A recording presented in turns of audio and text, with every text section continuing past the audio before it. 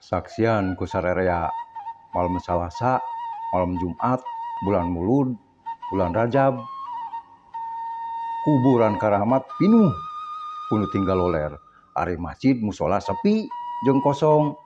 Boa garelo eta jelema teh nya anu hayang beunghar mah, anu hayang kapilih jabatan, hayang naik pangkat, hayang tereh jodoh, tinggal loler di makam eta Mbah Bagenggo. Bari jeung Mbah teh buta huruf. Eta kajeun hujan, kajeun poek, bari jeung sarila. Bari jeung ngomong kieu cenah, "Mbah, kuring teh hayang boga imah." Aya ceung Mbah teh, "Boro-boro sia." Aing ge di kebon awi. Aya ku nurus tunjung eta jelema.